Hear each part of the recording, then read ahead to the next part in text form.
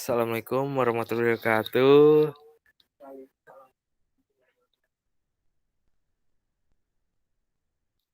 Eee, di sini perkenalkan nama saya Muhammad Ridwan, di sini teman saya sendiri, Saya Wigi Julia Fardo. di sini saya akan menjelaskan, yaitu kebutuhan Windows 7. Kebutuhan Windows 7 minimum untuk menjalankan Windows 7 adalah proses 32 bit atau 64 bit, 1 GHz atau lebih, RAM 1 GB, 32 bit atau 32 GB, 64 bit.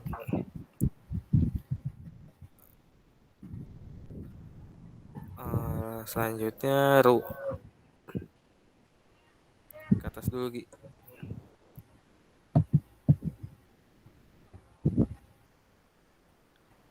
Ruang hard disk kosong 16 GB, 32 bit atau 20 GB, 64 bit. Peralatan grafis DirectX 9 dengan driver WDDM 1.0 atau lebih.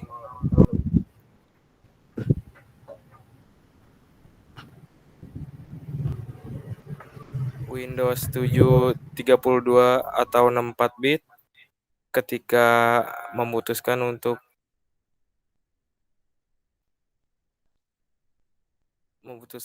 menggunakan sistem operasi 64 bit, Anda harus mempertimbangkan apa kemampuannya, mengetahui software apa yang berjalan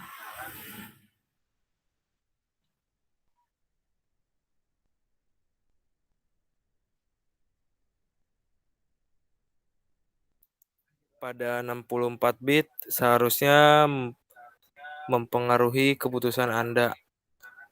Anda tidak melihat keuntungan dan menjalankan software 32 bit pada OS 64 bit.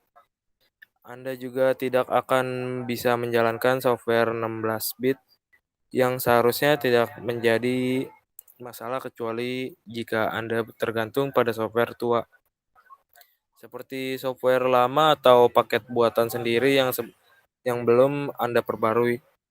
Apa kelebihan Windows 7 64 bit? Lebih banyak bit membuat Anda bisa mengakses lebih banyak memori.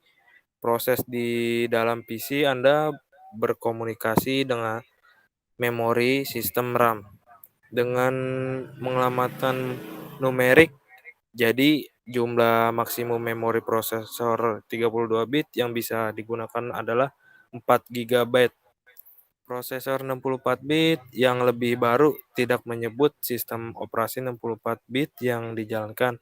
Bisa menggunakan RAM 17.179.869.184 GB atau tambah kurung 16 eksabit. Adakah peningkatan performa? Sekarang software 64 bit yang berjalan pada Windows 64 bit sudah diketahui berjalan 10% lebih cepat, yang mengilustrasikan alasan lain.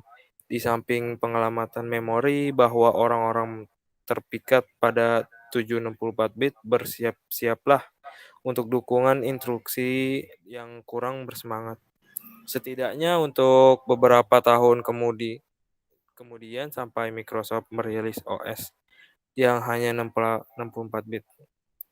Keamanan Windows 7 64 bit, salah satu cara yang paling penting untuk melindungi diri saat menggunakan komputer adalah berada dalam kendali keamanan. Banyak sekali ancaman di luar sana yang menjadi penting untuk Anda menjadi protektif dan melindungi komputer. Dalam bab ini, Anda akan mempelajari bagaimana memilih software antivirus, anti-malware, dan firewall, mengatur kepemilikan data, mengenkripsi data yang sensitif, dan melindungi privasi saat online dan di dalam Windows Media Player 11. Sementara banyak pilihan keamanan PC tersedia, bagian ini akan memberi Anda smart yang bagus. Memilih program antivirus, Anda harus punya program antivirus untuk perlindungan. Sebuah virus dibuat untuk mengacaukan operasi normal PC dan bisa merugikan pada saat Anda bekerja maupun saat perbaikan yang diperlukan untuk memulihkan sistem, yaitu ada software antivirus, spyware. Software anti-spyware membuat melindungi PC Anda software jahat. Firewall. Firewall adalah hardware atau software yang mengontrol mengontrol akses ke komputer pada lokal area network atau LAN.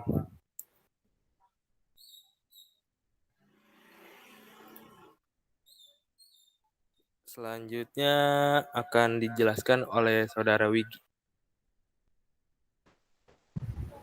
Oke, saya akan menjelaskan tentang Linux. Saya akan mencontoh Linux Puppy. Puppy Linux merupakan salah satu distro Linux yang saat ini saya suka. Satu antara dua sistem operasi Linux di laptop ThinkPad T61 saya. Satu slot diisi oleh Linux Elementary OS dan satu slot lagi diisi oleh si Linux Puppy ini, versi Sleco Puppy 5.4 Firefox. Awal mula suka dengan Linux Puppy karena pada saat itu saya sedang mencari distro Linux yang kecil, distro Linux yang ringan. Sempat coba menggunakan Linux Genwork, memang ringan namun tidak begitu bagus. Untuk support beberapa hardware, sekitar 2 bulan setelah menggunakan Genwork, Linux ini saya hapus dari laptop. Waktu itu masih menggunakan ThinkPad T60. Banyak kelebihan dari Linux Puppy yang membuat saya begitu menyukainya. Distro ini sangat ringan, telah support banyak hardware laptop maupun komputer. Dan yang paling menonjol dari Linux Puppy adalah kehandalannya dalam memainkan beragam file multimedia pada kurang lebih 5 percobaan menggunakan laptop berbeda. Ketika menjalankan Puppy lewat lab USB, seluruh hardware laptop langsung terdeteksi dan dapat digunakan. Tak perlu setting macam-macam kok, tak perlu download driver apapun. So, setelah laptop berhasil booting Linux Puppy lewat live USB, kita secara langsung bisa menggunakannya untuk memainkan file multimedia.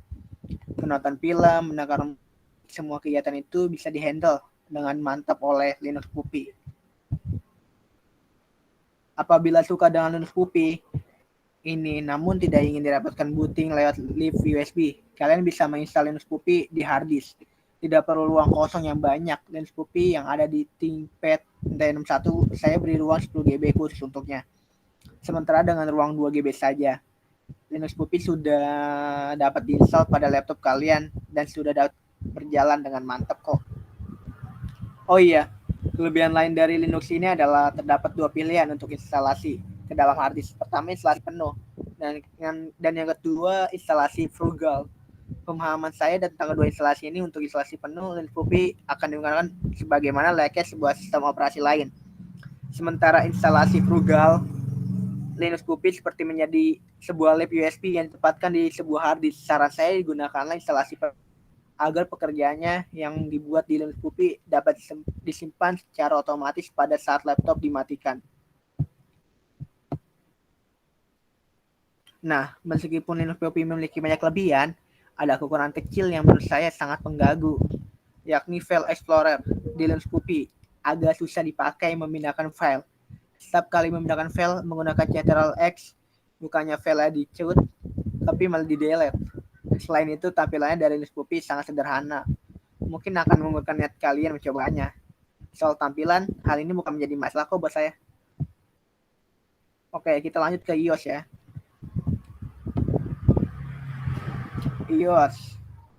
iOS kepanjangan dari iPhone Operating System. Sesuai dengan namanya, definisi iOS sebuah sistem operasi yang secara khusus dikembangkan oleh Apple Inc. dan digunakan pada perangkat kerasnya seperti iPhone, iPad, dan iPod Touch. Perlu Anda tahu bahwa OS ini cukup unik dan berbeda dari sistem operasi lainnya, di mana dia mampu menempatkan masing-masing aplikasi pada tempat tertentu dengan pelindungnya sendiri-sendiri. Hal ini membuat aplikasinya aman dan tercegah dari aplikasi lain yang berpotensi merusak. Untuk kelebihan iOS, bisa backup dan restore dengan baik melalui dukungan iCloud, penyimpanan cloud dari iPhone. Adanya koneksi iOS dengan emasy OS X, konten yang berasal dari luar negeri dan tersedia di App Store merupakan terbaru. Sistem operasi yang terintegrasi langsung dengan ponsel sehingga lebih stabil dan versinya selalu update dengan rilisan terbaru. Proses login ke akun Google dapat dilakukan dengan mudah kok, khusus untuk pengguna versi terbaru. Tapi ada kekurangannya. Hanya bisa digunakan merek iPhone saja. Sebab sifat programannya adalah closed source. Harga mereknya tergolong mahal, sehingga tidak semua orang bisa menjangkaunya. Makanya saya pakai Android. Pengirim data pada sistem operasi ini cukup terbatas. Dan kekurangannya juga ada pertukaran data kurang efektif. Aplikasi dari game App Store banyak yang berbayar karena update versi terbaru langsung bersama perangkatnya. Maka perangkat lama kadang tidak bisa digunakan secara maksimal atau malah harus berhenti dipakai. 3 hal yang membuat iOS lebih baik. Update pembaruan. Cara Android versus iOS diperbarui sangat berbeda. Google menggunakan Play Service untuk menangani banyak bagian keamanan dan kompatibilitas aplikasi Android. Sementara pembaruan iOS tidak menyertakan setiap fitur untuk model yang lebih lama, namun masih tidak dapat disangkal bahwa pembaruan yang dilakukan oleh iOS masih lebih baik daripada Android. Apple Care yang membuat Apple Care lebih unggul dan permanen Android versi iOS. Ketika Apple Care dan keamanan dan privasi. Apple mengumpulkan data dari semua orang menggunakan iOS dan melakukan pekerjaan dengan baik agar tetap anonim dan internal. Google melakukan hal yang sama, terlepas dari apapun yang Anda baca dari tempat lain. Tetapi Android memiliki beberapa masalah serius dalam hal keamanan dan privasi. Tidak sedikit model Android, termasuk yang terjual puluhan juta dan mendorong pangsa pasar Android tidak melindungi dengan sempurna, dan begitu ketika membandingkan Android dan iOS, faktor keamanan layak kamu pertimbangkan sebaik mungkin. Oke, dari kami untuk penjelasan tentang Windows, Linux, dan iOS. Sekian dari kami berdua. Assalamualaikum warahmatullahi wabarakatuh. Waalaikumsalam warahmatullahi wabarakatuh.